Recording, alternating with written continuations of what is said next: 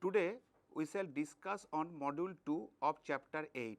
The title of chapter 8 is conjugate spaces. In module 1 we had discussed on some known spaces and their dual spaces. We had studied the properties of first dual, sometimes we call first conjugate spaces of some known spaces. So, in the study of first conjugate spaces, isometric isomorphism definitions and their properties are to be needed. Today, we shall discuss on second conjugate spaces, how the second conjugate spaces are constructed. If we take a nonlinear space X, we can construct its first conjugate space X dashed. Similarly, we can construct its second dual written as X double dashed, and continuing this in this way we can construct so many conjugate spaces. So, with this we are now going to start the properties of second conjugate spaces. Let us now start module 2 of chapter 8. The title of module 2 is second conjugate spaces. Now, let us take E be a nonlinear space and let F belongs to E star, where E star is the first conjugate space of E. That means, E star is the collection of all bounded linear functionals over E. It is to be noted that collection of all bounded linear functionals E star is always a Banach space with respect to operator norm. Denote E star whole star equal to E double star. Similarly, we get E triple star and so on. Let us take an element x belonging to E and it is fixed, and let F belongs to E star varies. Then we get a set of scalars f x.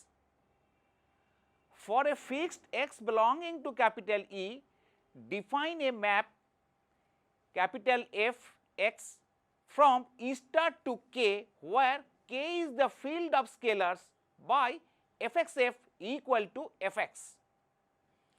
It is easy to see that f x is linear. That means, if we take f comma g belonging to E star, then f x f plus g equal to f x f plus f x g. For any scalar lambda, f x of lambda f equal to lambda of f x f. Also, f x is bounded. So, this can be seen from the following fact. Let us take f belonging to E star.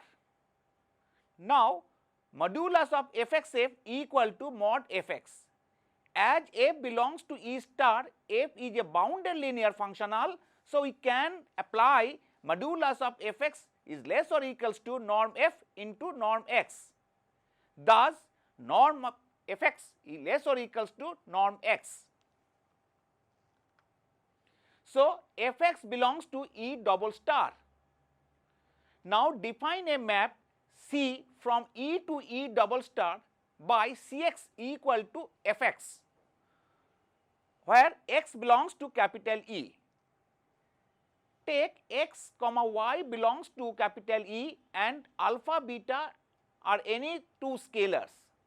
Now, f alpha x plus beta y f equal to, by definition, f alpha x plus beta y.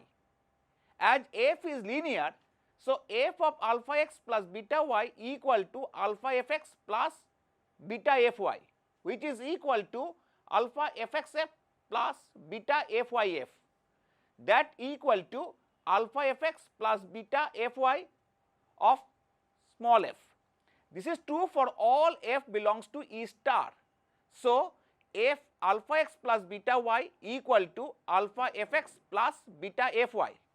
Thus, C alpha x plus beta y equal to alpha c x plus beta c y. So, C is additive. Similarly, C of lambda x equal to lambda of C x.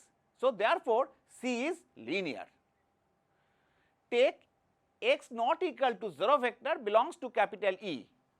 So, by application of Hahn-Banach theorem, there exists a functional f belonging to E star such that Fx equal to norm x with norm of f is equal to 1.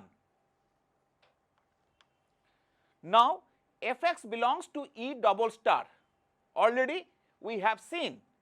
So, norm of Fx equal to supremum of modulus of Fxf, where norm of f equal to 1 and supremum is taken over all elements f belongs to E star, which is again equals to supremum of modulus of Fx, where norm of f equal to 1 and supremum is taken over all such elements f belongs to E star.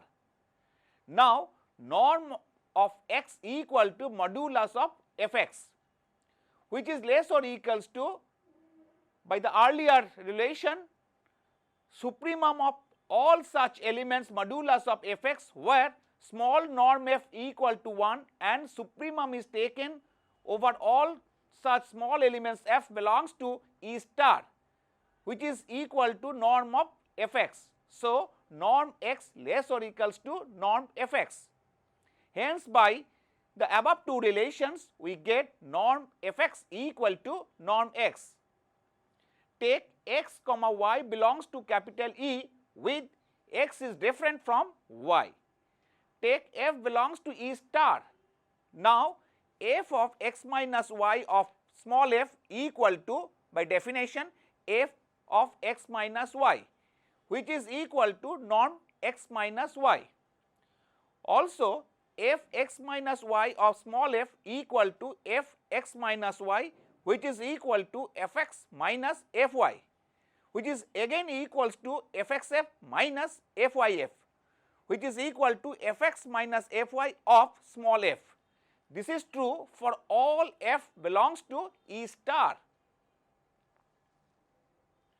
Therefore, f x minus y equal to fx minus fy, that is capital F x minus y equal to capital Fx minus capital Fy, but norm capital F x minus y equal to norm x minus y. This implies norm capital Fx minus capital Fy equal to norm x minus y. Thus, Fx not equal to Fy, that is capital Fx not equal to capital Fy for x not equal to y. We have Cx equal to capital Fx. So, for x not equal to y, Cx not equal to Cy. Therefore, C is injective. Also, C is surjective. So, C is an isomorphism between E and the range of C, that is C of capital E is a subset of E double star with the preservation of norm. If CE is equal to E double star, then we say that E is reflexive. In that case, we write E equal to E double star. As per examples, the nonlinear spaces Rn, the nonlinear spaces Cn, the nonlinear spaces Lp, where 1 less than p less than infinity are reflexive Banach spaces. Because if we consider the nonlinear space Rn, then we have seen in module 1 its first conjugate space or its first dual is also Rn. If we take its another dual, that is if we take the dual of Rn, then we again see the second dual is also Rn. So, Rn equal to Rn double star and Rn double star equals to Rn. Similarly, if we take the collection of all n tuples over the field of complex numbers, then we see that the first conjugate space of Cn is also Cn.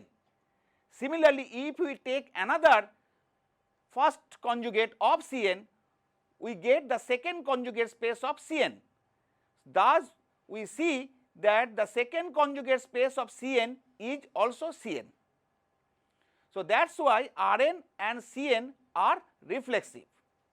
Now, for the nonlinear space Lp, where 1 less than p less than infinity, we have seen in module 1 the first conjugate space of LP is LQ, where 1 by P plus 1 by Q equal to 1.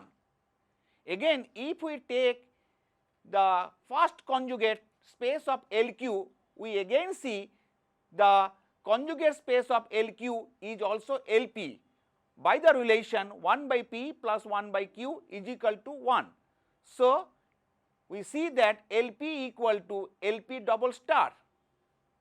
Hence, Rn, Cn, LP are all reflexive Banach spaces. The mapping C from E to E double star is called the canonical mapping of E into E double star. Now, let us take a theorem. Let x1, x2 dot dot dot xn be a set of n numbers of linearly independent vectors in capital E. Then there exist functionals x1 star, x2 star dot dot dot xn star belonging to E star such that xj star xi is equal to 1 if I equal to j, xj star xi equal to 0 if I not equal to j. The proof looks like this. For j belongs to the set of elements 1, 2 dot dot n, consider a set capital Mj is equal to the bracket x1 comma x2 comma dot dot dot xj minus 1 comma xj plus 1 comma dot dot dot xn, that is the subspace generated by x1 x2 dot dot xj minus 1 comma xj plus 1 dot dot xn excluding the elements xj. That means Mj is a subspace generated by all elements x1, x2, xn excluding the elements xj. So, dimension of Mj is strictly less than infinity, that is dimension of Mj is finite. Then for each capital Mj for j equal to 1, 2 dot dot n is closed. Now, xj does not belongs to Mj by the construction of the subspace Mj. So, by applications of Hahn-Banach theorem, we get a functional fj belonging to E star such that fj xj equal to 1 and fj xi equal to 0 for I equal to 1, 2 up to j minus 1 comma j plus 1 comma dot dot dot up to n. Now, define a functional xj star equal to fj divided by fj xj for j equal to 1, 2 up to n. So, xj star belongs to E star for j equal to 1, 2 up to n. Now, xj star xj equal to fj xj divided by fj xj, which is equal to 1, and xj star xi equal to fj xi divided by fj xj, which is equal to 0 because we have taken fj xj equal to 0 for I equal to 1, 2 up to j minus 1 comma j plus 1 comma dot dot dot n. That means xj star xi equal to 1 where I equal to j and xj star xi equal to 0 where I not equal to j. Thus, we have got the required result. Up to this, in this module, we have been introduced with the notion of second conjugate spaces. Also, we have learned what is second conjugate spaces, what is reflexive Banach spaces. Now, we shall study some properties on reflexivity of a nonlinear space. We shall now study some additional properties of second conjugate spaces. Let us take a theorem.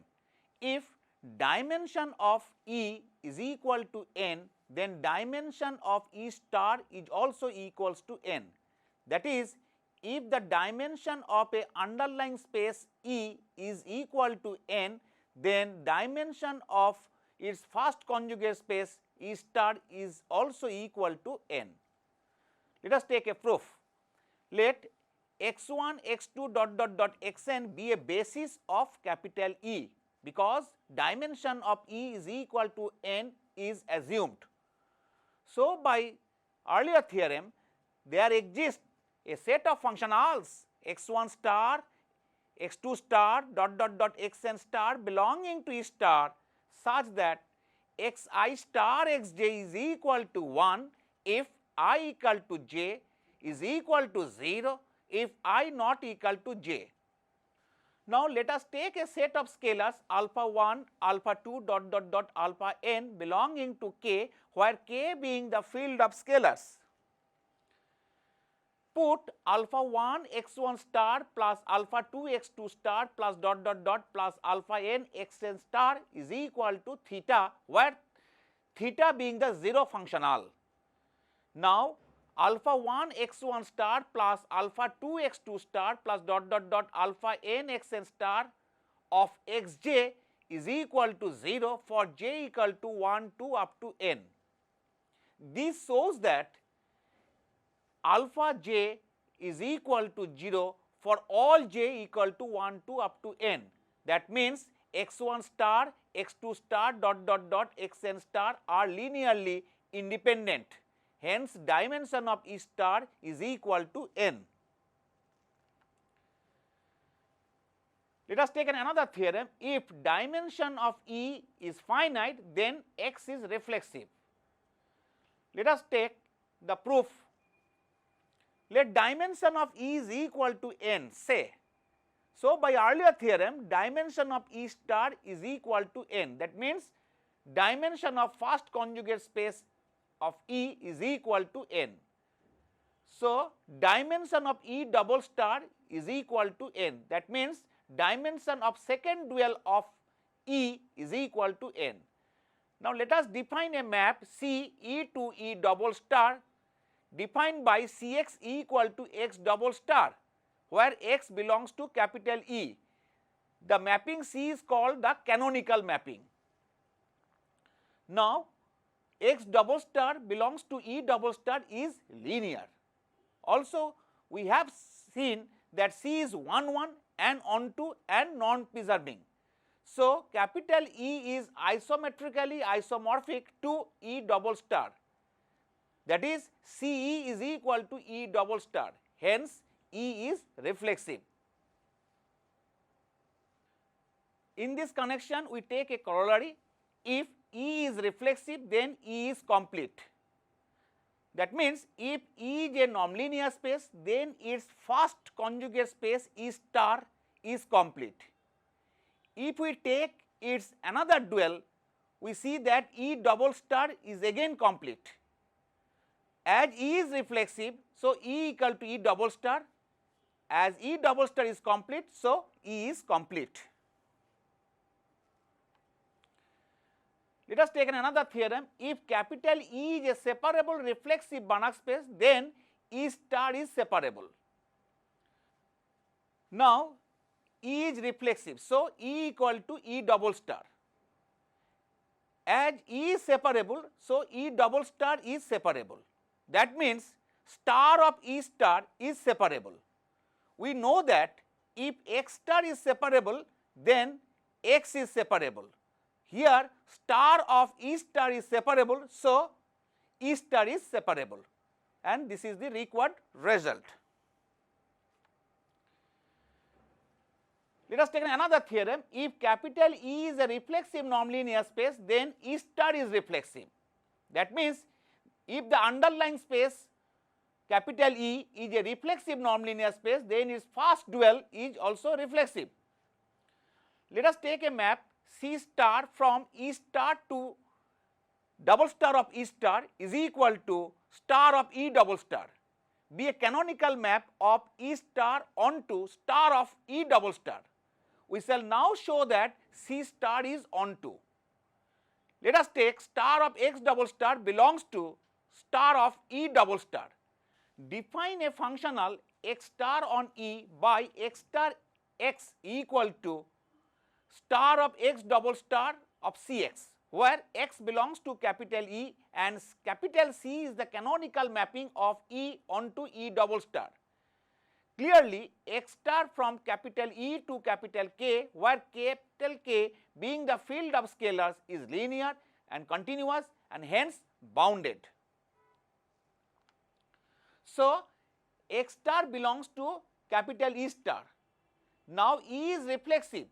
So, for X double star belonging to capital E double star, there exists X belonging to capital E such that Cx equal to X double star. Now, C star of X star of X double star equal to X double star of X star, which is equal to Cx of X star, which is equal to X star of X, is equal to star of X double star of Cx, which is again equals to star of X double star of X double star. So, C star of X star acting on X double star equal to star of X double star acting on X double star. Hence, C star of X star is equal to star of X double star. That means C star is onto. So, X star is reflexive.